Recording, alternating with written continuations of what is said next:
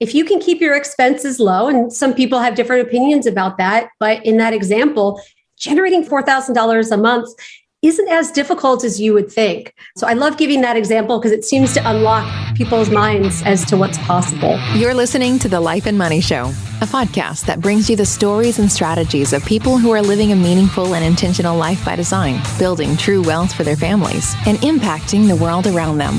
And now here are your hosts, Annie Dickerson and Julie Lamb. Hey, everyone. Annie Dickerson here, together with the fabulous, the one and only Julie Lamb. Julie, how are you today? I am doing fantastic. I'm a little sad today, though. You might want to know why. I would love to know why. Tell me why. Tell us why.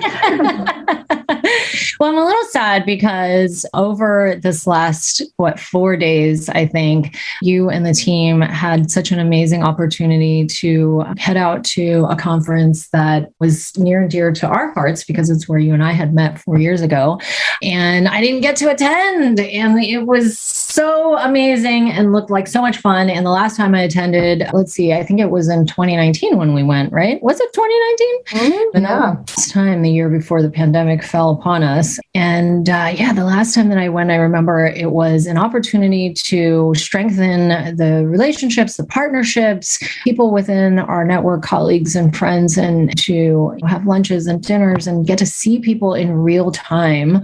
It was so fun. And it was like every corner you turn, it was like a familiar face. And I saw your Facebook post and it's true. It was like going home, right? And it was this feeling of warmth and familiarity. It's like walking into Cheers, right? It's like everybody knows your name. And especially for you, because you were like a little mini celebrity there. Annie got to speak on stage and did an amazing presentation. So proud of you and really inspired so many. So, but yeah, tell us what were your key takeaways from the event? Oh, my goodness. Well, for all of our listeners, if you haven't heard us talk about this event, this was the one in 2018 where Julie and I met. We're both in the Bay Area, but took this conference in Denver for our paths to cross. And that was 4 years ago now, 4 years since we both quit our jobs. And so to be on stage at that conference this year and to share that story of growth of how we both took this leap of faith, not knowing, letting go of that safety net, didn't know what was next, burned all the boats, and we were committed and we were passionate and we knew that we had this deep burning passion to help others, particularly women and moms, to get into this space and to achieve some of the freedoms that our guest today is going to be talking about.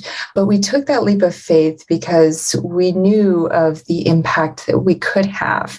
And so to be there on stage this year, sharing that story and inspiring others, it was like, there are no words, honestly. And to have dozens, and I think we had over 50 of our coaching members there as well, to see them and their growth and the businesses they've built, the lifestyles that they have designed for themselves, the lives of the investors that they have touched.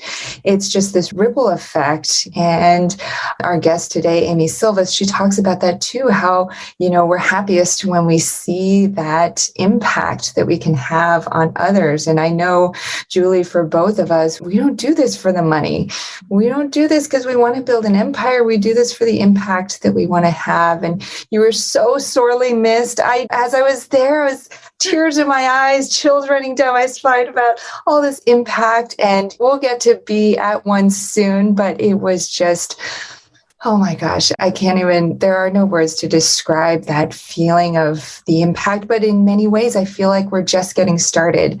We're growing our team. We're doing deals left and right. We're growing this impact through our coaching members. And so, we're just getting started. Yeah, no, 100%. And it was so fun having Amy on the show today. I love having other women on the show to talk about real estate. It's such a fun conversation for us three to be sitting around and talking about her journey and her background and where she came from and how she ended up where she is. And it's a very similar story, I feel like, to my story, and spending years searching for the answer. And back then, 10 years ago, she said she had spent 10 years trying to discover passive income. I feel like it was the same path for me too. It was about 10 years. And every financial advisor I went to never once mentioned anything about passive income. And only now to realize that financial advisors are not compensated to talk about investments, private placement investments like the ones that we do, which is why it never came up.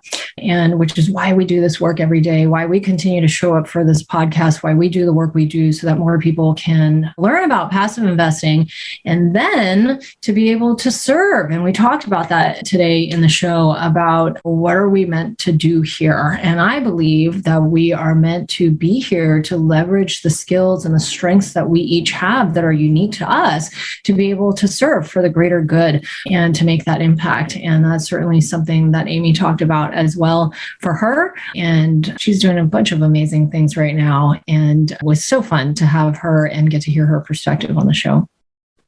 Such an amazing story of growth. And speaking of which, for all of our listeners, if you are new to the real estate syndication space, which Amy talks about a little bit on the show, if you are new, or I'll throw this in, or if you are a seasoned investor, but you have a friend or a family member, help with that ripple effect of impact. If they are new to this space, get a copy of our book for them. It's called Investing for Good, and it goes through all the ins and outs of the real estate syndication space, how to get started, what the process is, what the risks are. And we'll also tell you a little bit about how you can come and invest alongside us if you would like. To get a copy of that book, we have a free copy for all of you. Just go to goodegginvestments.com/book. All right. With that, let's dive into our conversation with Amy Sylvis.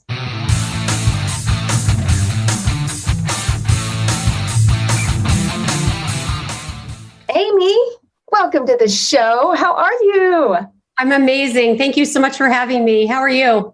We are excellent. Now, Amy, I know that prior to getting into multifamily real estate, you spent 13 years in the pharmaceutical and biotech industries. That's just like, whew, it's beyond me. It seems like a lot of tech and over my head. But tell us a little bit, that seems so different from real estate. So tell us a little bit about how real estate came to be part of your journey.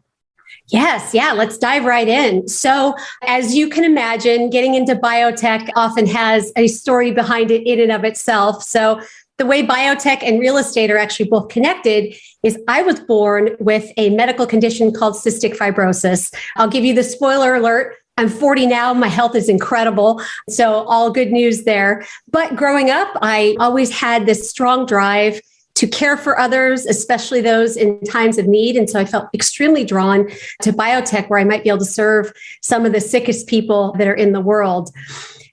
But I also knew from a pretty young age that my ability perhaps to be able to trade my time for money might not always be possible because of this health condition. So prior to 2019, when I was put on this miracle medication that changed my health for a great way, I was always looking for ways to be able to figure out how to support myself and not be a burden on my family or my parents, who had already sacrificed tremendously in my childhood and young adulthood. And thankfully, I came across Rich Dad, Poor Dad, and a light bulb went off of, hey, there is a way for me to not have to trade my time for money. I can find a way to support myself by investing in real estate. And I can also continue to give back to others on perhaps an even larger scale by providing people safe, secure, and affordable housing. Small purple book, but such a big impact on so many lives, right? How did you come to stumble across that book? Did somebody give it to you? Did you read it by happenstance? Yeah, I had just graduated MBA school, and I was in the Santa Monica library craving for something else to fill my brain with. I was so used to constantly reading and learning. And the book just jumped out at me. So thank goodness it did, right? Robert Kiyosaki has changed so many lives, as you mentioned, myself included, just really expanded my paradigm. Indeed. And it sounds like you're living with cystic fibrosis as a child. Seems like almost a blessing in disguise, because it sounds like it gave you a different perspective. And I'm sure it came with its own challenges, but it also gave you the opportunity to sort of think outside the box.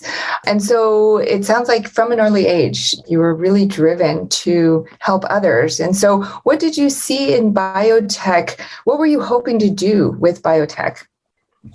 I love that perspective because it's true. Nothing is ever all good or all bad. And while, yes, there were some struggles, there is no question that having CF formed who I am today.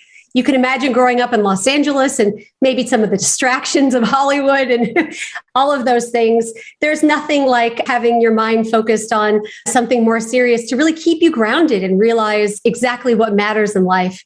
Family, giving to others, and having a purpose. So biotech was really, aside from the purpose of being able to relate to people with grievous illness, I also was just always searching for that bigger, badder job in hopes to be able to save enough money to care for myself when I knew eventually my lungs would give out. So it was, as I look back, kind of this hamster wheel of, I get in a good industry. I mentioned I got my MBA. Maybe this would help add this security for this, what I thought, thank goodness it wasn't, but this inevitable kind of time when I would be too sick to work.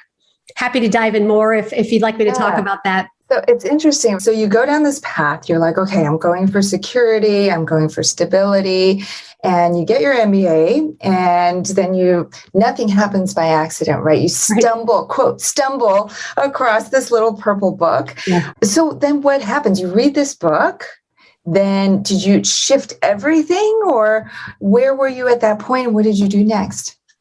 Like the great type A personality I am, it's like, I can handle a very serious chronic illness and a full-time W-2 job. And sure, I will start trying to invest on the side. That makes perfect sense. Exactly. Right. Pick up another hobby on the side. So I did spend approximately 10 years trying to find a way to generate passive income, and maybe a little foreshadowing, but I spent the majority of those years trying to do it on my own and trying to see how I might be able to crack into the industry. But it did take a full 10 years, the majority of which I was also working my full-time biotech job to try to crack in.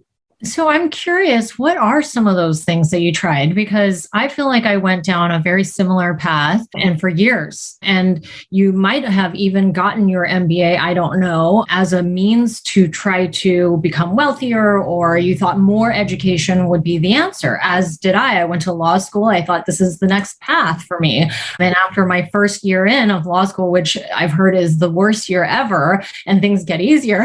Luckily, it's not like having a kid. It's like the first couple of years are the worst. You can't return them after that, right? But law school, I was like, oh gosh, no, this is not for me at all. Yeah. Perhaps even going to get further education was part of the process over that 10 years. Talk to us about that a little bit. Sure. So the MBA actually happened before I even discovered that passive income was a thing. So that was in the background. That was just kind of more of my, hey, higher paying job. I can still save more money, somehow trying to set myself up for what I felt was some inevitable health challenge. But I did go through actually a Robert Kiyosaki coaching program, maybe around 2010 or so. Being in Los Angeles, I went out to Phoenix and thought, hey, things are more reasonably priced. Maybe I'll try to get a quadplex and use some money of one of my friends. And throughout the journey, I actually kept getting sicker and sicker. So there was kind of this extra element of, as I was trying to liberate myself and set myself up for a better future, I was actually making myself a little bit more ill being in and out of the hospital. So it wasn't until I finally enrolled in one of those guru programs, which I know a lot of people have mixed opinions about, but for me, it was beneficial, both in terms of content and education, not formal, but it was part of an organized program, and the networking, which I don't think people talk about enough, at least in my opinion. That's, I think, what really finally set me up for the trajectory that I took the past few years. Yeah. I always say whenever people first get into this space that networking is so undervalued. It was the first thing. It's like how I met Annie. And it was one of the first things that I did a lot of. And I just started going to a lot of conferences. I started talking to anybody who would have a conversation about real estate investing, help me learn. I want to know. I was in Bigger Pockets all the time. And in between my work, I would hop on Bigger Pockets at night and talk with people because because it was like, that was how I learned, was through the networking. And you realize that there were other ways to do real estate, other ways to do multifamily, other ways to do everything in real estate. You don't know on the surface when you first get in. So what did that look like for you? So you started networking, and then who did you meet? What kind of conversations were you having? What did you learn? Like, talk to us about that. Yes. So the biggest, I would say, kind of turning point for me was being able to source deals and figuring out that I was good at that. I love market research. I still do it probably too much today, but I just can't get enough of identifying a strong market. And that really helped me go down the path of finding great properties. And I needed a sponsor for my first deal in Southern Indiana, and was listening to a podcast through a network that was referred to me by one of the guru programs that I was in. And some of you may recognize the name Maurice Philogene. He was talking about something that I didn't hear many people in this industry speak about, which was lifestyle design. And real estate is great for money. We all appreciate the money. I don't think anyone's going to turn that away. But this concept of the 5 freedoms and being able to live where you want, do what you want with whom you want, be able to give back, that resonated with me so deeply. And while I was a bit intimidated because I'm new to the industry and he is a very well accomplished man in and outside of the industry, I call him the most interesting man in the world. I had the courage to reach out and said, hey, I've got this deal. Even if the deal doesn't work for sponsorship, I'd love to get to know you more because your values resonate with me so strongly. And I'm not hearing many people talk about this, and kind of went from there. What those 5 freedoms are, for anybody who might never have heard of them, tell them so this can change their lives. Yes. So financial freedom, time freedom, geographic freedom, freedom of association, and freedom of purpose. Is there any order to it? Is it like, do people generally try for financial freedom first or time freedom, or is it really just up to each individual person and their goals? Talk a little bit about that. I love that. The key really is that financial freedom. Once the passive income comes in that is more than your expenses every month, boom, you're unlocked. You can travel. You can go, out of that rat race, yes, right? Like Robert Kiyosaki says. Yeah, you're out of that hamster wheel for sure. Yeah. And then from there, then with the 5 freedoms, remind me again. So financial freedom, then after that are all the other 4. So we have geographical, we have time, we have freedom of association, we have freedom of purpose, right? To me, it almost seems like hierarchical, but there's like some logic to it, right? Like after you've taken away that worry about money, right? It's like one less thing, as Forrest Gump says, one less thing to worry about, right? So then you can think, okay, well, what do I actually want to do with my time? Where do I want to live? Which many people now with COVID are starting to have the opportunity to start thinking about, where do I actually want to live? What do I actually want to do? And so where are you in that spectrum, and how have these 5 freedoms help to shape your life? It's incredible. And I tell so many people this, how quickly you can step into these 5 freedoms. One of the best examples, and I love using numbers because I think it really makes it tangible for folks. If your expenses are $4,000 a month and you're able to generate $4,000 a month in passive income, you are free. This is not something where you need to accumulate millions upon millions. And I think our culture or education system or something tells us kind of this idea of what it really means to be wealthy or rich. But truly, wealth is simply how many days you can go, or weeks or months, however you want to measure it, without having to work your job and to trade your time for money. So if you can keep your expenses low, and some people have different opinions about that, but in that example, generating $4,000 a month isn't as difficult as you would think. So I love giving that example because it seems to unlock people's minds as to what's possible. We'll get back to our conversation with Amy in just a minute.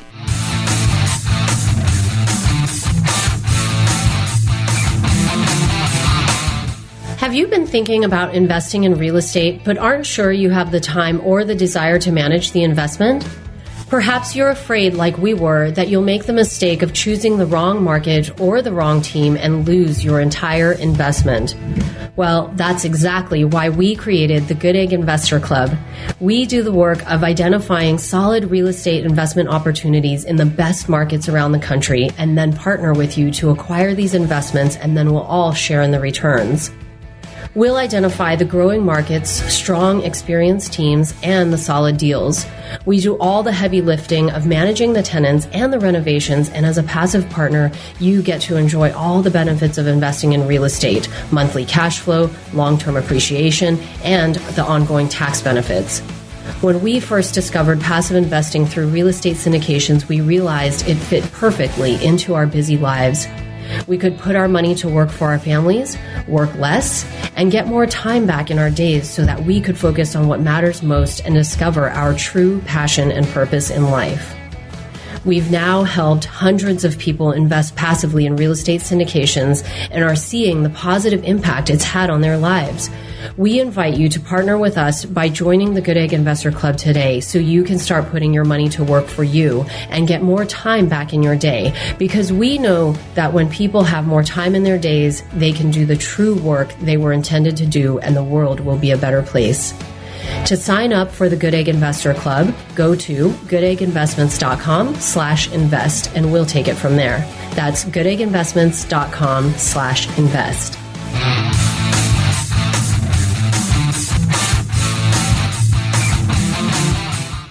And now, back to our chat with Amy Sylvis. Well, I remember in Rich Dad, Poor Dad, he had talked about this, and he had talked about this idea of money going to work for you. Mm. And that was when everything changed for me. I was like, what does it mean to have money going to work for you? I don't understand. And this was before I had discovered syndications, which is a whole nother story, but I fell into syndications. I always saw the word on Bigger Pockets, and I thought it was I don't know, that's for people who are dealing with multi-million-dollar stuff. Right. Not for me, right? I was like, not for me. And then when I discovered the ability to be passive, right, on these deals, I was like, oh my gosh, yeah, this is what he was talking about. Yeah. Then I started doing the math. I'm like, okay, just like you said, right? Doing the math, the numbers make it tangible, the numbers make it real. And at that time, we were looking at buying a house in the Bay Area. And I was like, if I took that money instead, diverted it and invested across multiple syndications, now what are we talking about? How much passive income is that creating? And how can that change my life? And it was in that light bulb moment that I realized that I was onto something that more women, in particular moms, needed to know about. And that was sparked my journey. But yeah, so it was just so incredible. So I love that you brought that up. And yeah, it's true. If you can put your money to work for you so that your money can cover your expenses, the crazy thing is, the way syndications are set up, as you know, it creates this income today, but then you also get the equity on the back end. So if you can cover that today, and then you grow your pot, you're pretty much quote retired, right? Which is crazy, which is nuts. And so people think you have to work till you're 65 and whatever. But if you sit down and think about what your freedom number is, i.e. what are your expenses that you need to cover are, you're kind of free, right? I love that. And I love that you talked about that concept of, it's not for me. Yeah. Because it can feel so distant, especially without that information. And I love what you all are doing here, because you're letting people know very tangibly what is for you. And here's why it is for you. Here's how close it can be. We are not born to work until the day we die, which unfortunately is something I feel like is almost programmed into us. And it is so much closer, I think, than most people think. And it can be simply a little bit of those shifts of, am I really to go to school, get a good job, buy a house? Maybe, but maybe not for everybody. I own a whole bunch of apartment units. I rent my apartment in Los Angeles, and that's not because I can't afford a house. Yep. My husband and I have chosen to rent. My very first real estate purchase was for $5 million in a 58-unit apartment complex.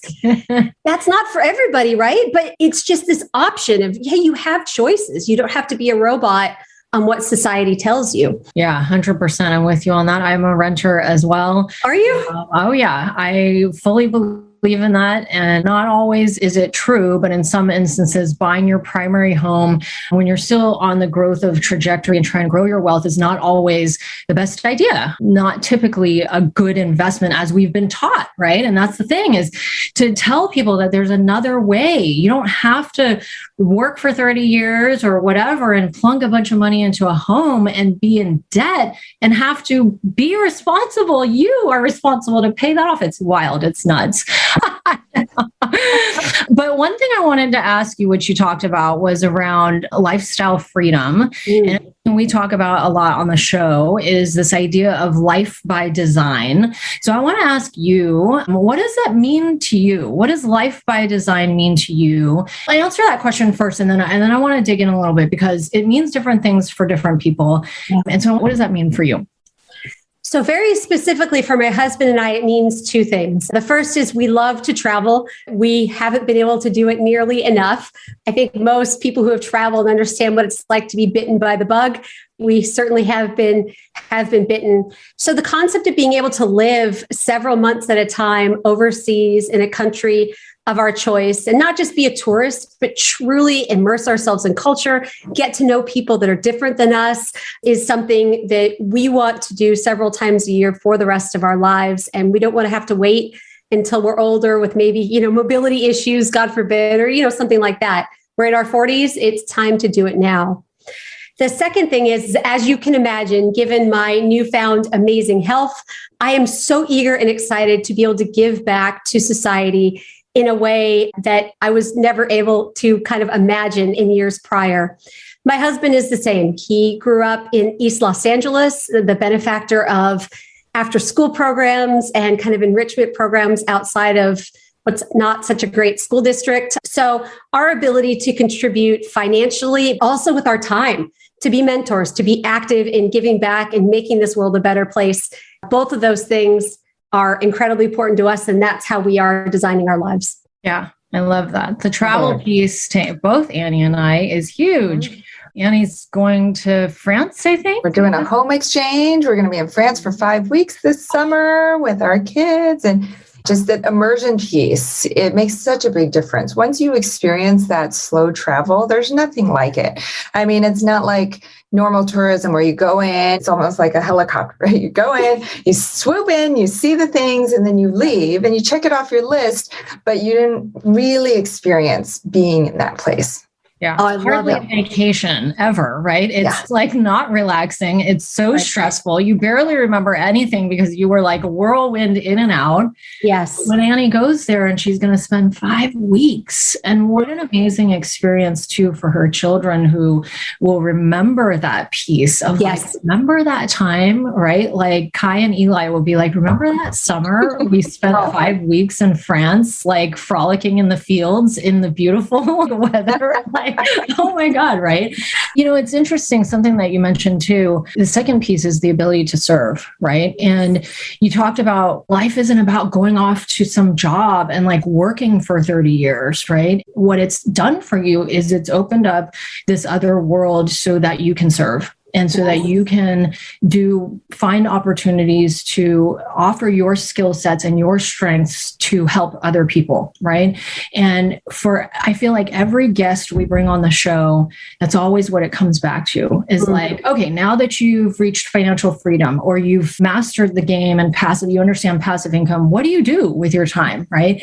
And it always goes back to serving, and it always goes back to, well, now I get to serve in a way that's bigger than myself, bigger than my family, and make an impact. And that's so incredible, right? And if more people could get up every day and do that, I think what an amazing world this would be. So I love that you said that. Yeah. Absolutely. We're designed to be happiest when we give, right? Our culture doesn't teach that, maybe not as much as it should, but it is the ultimate life hack of, if you want really true happiness, start giving to others in whatever capacity you're able to. And wow, are you going to be the best version of yourself and the happiest you've ever been? So I definitely focus on that and try to live that out. Awesome. Where do you guys travel? I'm curious. You mentioned travel overseas. Gosh, the last place I went, so you can imagine having a lung condition, even though I'm incredibly healthy, the past 2 years have been a little funky for me. So haven't been too many places, but the last place I went was Budapest, highly underrated. Oh my gosh. Amazing. Yeah. Oh. Have either of you With been? the Danube right there, the beautiful river and all the architecture. It's gorgeous.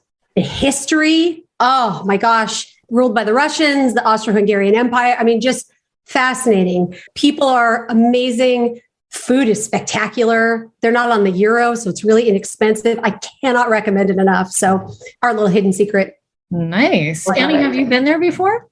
Long time ago, when I was 15, I think, with the Memphis Youth Symphony. We did a summer tour to Austria and Hungary. So got to experience it then, but haven't been back since. But it left an impression on me. Love it. Yeah. Nice. Well, Amy, I do want to take us back for a moment to that first deal that you did. So you mentioned for 10 years, you sort of had this real estate idea on the side. You were trying to chip away at it. And finally, you decided, I'm going to invest in myself. I'm going to join this group and I'm going to learn how to do this. You start networking. Tell us about, because I think a lot of our listeners might be in that space where they're like, well, I want to do that too. I've been trying to do this thing on the side for a long time. What did that look like, that process of getting that first deal? I think you mentioned it was in Indiana and 58 units. Tell us a little bit about that, because I think there's not only just the technical aspect of it, which you talked about, you love market research, right? Yeah. So definitely want to hear about that, but also the mindset shift of like going from 0 to 58 units. That's huge. So tell us a little bit about that story. Sure. I love that. This is such a fun story to tell. So first of all, that deal in Southern Indiana, when I first found it and brought it to Maurice for sponsorship, was in March of 2020. Raise your hand if you remember what was going on in the world in March of 2020. Oh boy. No one knows, right? No one remembers that. So unfortunately, that deal did not pass due diligence, in addition to kind of the stuff that was going on in the world at the time. So the actual 58 unit deal that I closed a little bit after that was in Clarksville, Tennessee. And I'm happy to talk about the market research and why I chose that. But the key to getting that deal done that really launched me from trying amongst other kind of obstacles was finding this team. I thought I just needed a sponsor because I didn't have the balance sheet and all of that. But what I soon realized, this only child type A personality realized, is that a team changes everything. It really does, because this is a team sport. And not only is it more fun being around like-minded people and doing deals with other people, but you can really have aces in their places, as Coach Trevor McGregor loves to say, and have people really focus on what they're best at. So I'm sourcing deals. Maurice is able to sponsor. Maurice and Aaron are able to fundraise. Chad Sutton helps me underwrite and make sure that due diligence is doing what it needs to do. So there is something incredibly beautiful and also effective in a practical sense of linking up with a team and not trying to do it all on your own. I love the term going further, faster. And without a doubt, linking up with a like-minded team did that for me.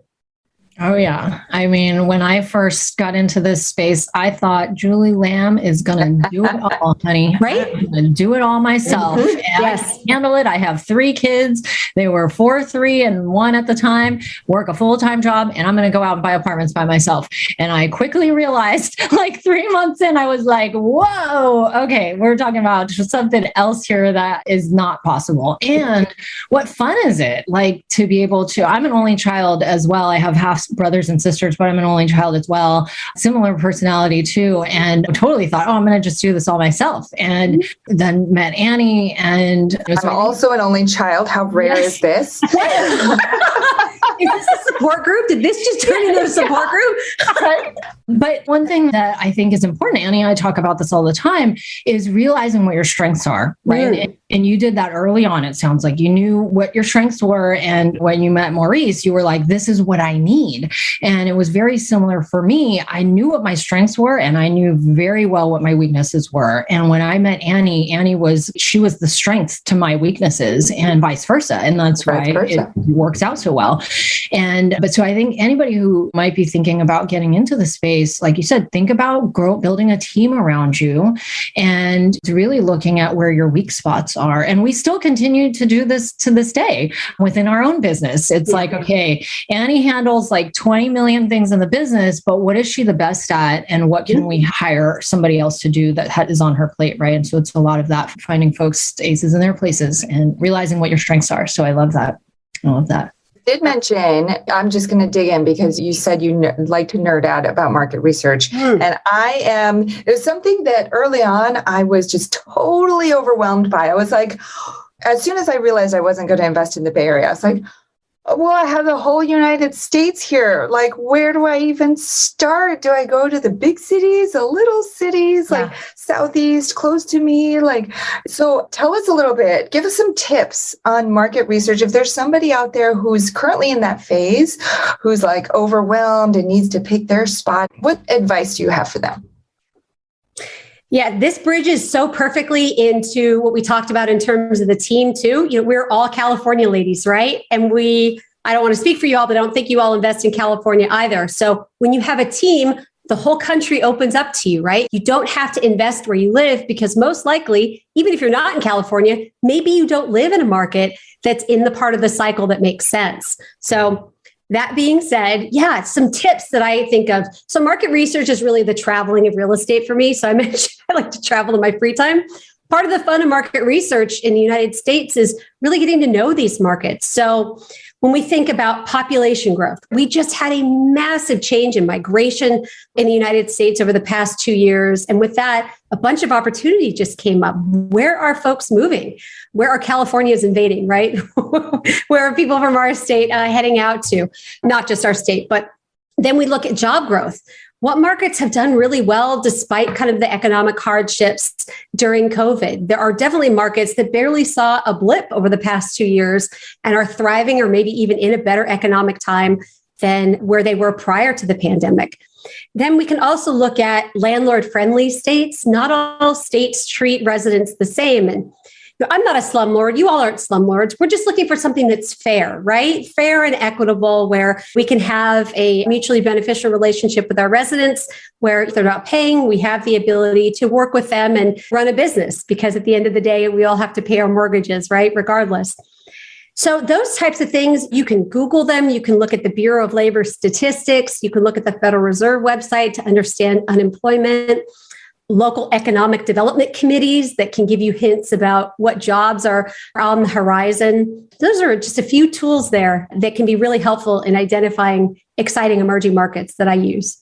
I love that. So many of the things that we always talk about. And I think it just to crystallize it into those clear things gives you a framework when you go into these markets to know exactly what to look for. Because I've been guilty of this. I'm like, okay, I'm going to look at this market. Okay, first thing I do, let me pull up Redfin. Let me pull up Zillow. Let me pull up LoopNet. Let me see what's there. Now let me go to Google Maps. Go through the streets. What is it like, right? But what you actually need are those data points that you talked about. So having that in mind, it saves you a lot of time when you're looking at potential markets. Yeah. It can really make or break. Well, not make or break, but it can really accelerate, make a good deal significantly better and provide better returns when you're in an emerging market. So it's an exciting piece of the puzzle. So what markets are you guys investing in right now? So currently we're looking in, do you want states, cities, all the above? Maybe give us high level states. Sure. Tennessee, we continue to love. Alabama, not the whole state. Northern Alabama is pretty attractive. My dark horse is Indiana. I did mention that. That was one of kind of my first loves. But I think because of its location, a lot of people kind of categorize it as this Midwest state, but it's incredibly pro-business. There's a lot of job growth going on there. Some cities are experiencing some great net migration, and it's extremely landlord friendly. And something I don't hear a lot of people talk about is it doesn't have a lot of unfunded liabilities. I think we're going to start hearing that term a bit more in the coming years as states have commitments to pay retiree benefits for their public employees. And we all know in the state of California, that can be a little tough. That's going to trickle down to the local level and may impact the services that are provided by cities and states in the future. So I keep a close eye on that as well. And Indiana's pretty favorable. Interesting. Nice. And then tell us really quickly before we move on, what does your portfolio look like right now? How many properties, how many units do you guys have under management? What does that look like? So personally, I have about 430 units under my belt. Okay. That is in Georgia, Tennessee, Alabama, and Indiana. Okay. I am business partners with Quattro Capital. So I do have they have other units that we work business partners with in that respect. And Sylvis Capital is actually my own organization will be creating a fund for investment in the future, likely in those markets as well. Nice. Yeah, very exciting.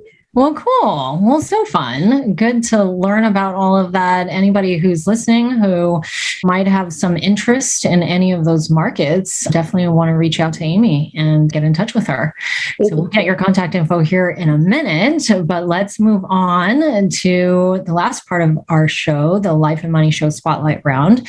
We're going to ask you a couple of questions around life and money. So the first question is around your life and money. So what is one thing that you're doing right now to live a meaningful and intentional life by design? Really making sure that I have not just created another job for myself as a real estate investor. Maybe some people can relate. This industry is a lot of fun. I wake up every morning really, really excited for the investors I can serve, for the residents that we get to take care of and provide an amazing home for. And at least for me, it is very easy to spend many, many hours working in the business. So intentionally reminding myself every morning of what my goals ultimately are in terms of charity, in terms of travel, having an amazing relationship with my husband and my family, and our ability to give back. So it is setting kind of time boundaries and being my own parent in some sense to make sure that what I'm preaching is actually what I'm doing and I'm enjoying life at 40 years old and not just making up my own job again. Yeah, and I love that. And that's so important for us as women to remember that this is something that we need to do, is to set those boundaries and set these limits, because I think that we are naturally just geared to do whatever it takes. And sometimes that can harm us. So I love that. And it's not always easy. What are maybe like one or two, and maybe this will fall into the next question, but maybe like what are some ways that you maintain those boundaries? How do you do time blocking on your calendar, or how are you intentional about it? Because it can be hard. Spot on. Yeah. The time blocking is, I don't know where I would be without my calendar. In fact, I have it both digitally and written down because I think repetition helps me as well. Just really solidify all of those. So yeah, it is just making sure I'm planning ahead of time and time blocking. It is such a game changer.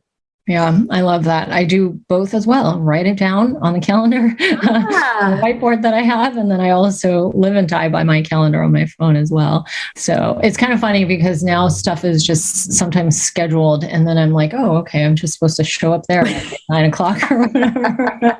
You're voluntold. Yeah. All right. Well, second question is around others' life and money. So what is one life or money hack that you can share that'll make an impact in others' lives right now? This may be a little nerdy, but I'm going with it. Okay. So there is a book called The Creature from Jekyll Island. If you haven't read it, I would highly recommend. And here's why. And you'll notice it. It's a huge book. It can be kind of intense, but I think it's never been more important for all of us to understand what money is, how money is created, and how it works. There are those of us who have been studying this, myself included, that saw this inflation coming, that weren't taken off guard by the fact that we're seeing 7-8% inflation on an annual basis. Obviously, inflation isn't necessarily a favorable thing. It hurts a lot of people. But if you can see that coming and understand why it's happening and how you can benefit yourself and your family, it is a game changer. And I think things will be even more acute in terms of our need to be able to take action to protect ourselves and preserve our wealth. So that's my tip. I love it. I love it. I wonder, is it a long book? Do you know? It is an extremely long book and it takes a little while to get going, but if you can stick with it, I'm a little bit of an evangelist about the book. I don't benefit from it at all, but the people I have convinced to be able to read it always say that it's probably in the top 3 books they've ever read in their lives. It is impactful. Yeah. Okay. Well, I'll add a little hack in there. There's a website called Shortform. So if anyone, I don't know if this book is on there, but it might be. And Shortform is kind of like Cliff Notes to all kinds of books out there. Cool. So, but I love that. I will definitely check it out. And I think it's equally as important, not just timing wise for right now, but I think women in general need to understand money a little bit more. And so if a book like this can help us understand how to leverage money. We have a good friend of ours who always says that she wants to help women learn how to invest, because when women get money, they do good things with the money and their time. Right? And so I think this speaks to that as well. So go out there and read that book. I'm going to check it out too. Yeah. Let me know what you think. All right. Last question is, what is one thing that you're doing right now to make the world a better place? Oh, I love this. This is such a great question. I mentioned the miracle medication that I'm on for cystic fibrosis. 90% of people with the illness are able to take this drug and receive benefits. There are still 10% of people with the illness that have sadly been left behind. And I am always fundraising, advocating, raising awareness for an organization called Emily's Entourage. My dear friend, Emily Kramer-Gollenkoff, is part of that 10% of the CF population. And we will not rest until everyone gets to benefit and breathe deeply and plan for the future and fret about the wrinkles that they have because they're aging and they're able to live long, healthy lives. So that is something I'm dedicated to every day. Goodness, I just took a deep breath just listening to you say that. It's something that we, so many of us take for granted. And I love that it's a cause so near and dear to your heart and that you're working so tirelessly to help that community. So love everything that you're doing, Amy. And tell us and our listeners, if they did want to follow up with you and learn more, what's the best place that they can go? Wonderful. Yes. sylviscapital.com. spelled SYLVIS. I'm also extremely active on LinkedIn. I love to talk to people and educate. So you can also find me at Amy Sylvis on LinkedIn as well. Amy Sylvis, founder of Sylvis Capital. Amy, thank you so much for being here and sharing your story with us. Oh, thank you. This was an absolute joy. I really appreciate you all. You've been listening to The Life and Money Show, the #1 podcast for people who, like you, are living a meaningful and intentional life by design, building true wealth, and making an impact in the world. For more resources, check out Goodegginvestments.com and be sure to join the Life and Money Show community on Facebook. And if you got value out of the show, please subscribe and give us a 5-star review so we can continue to bring you amazing new conversations.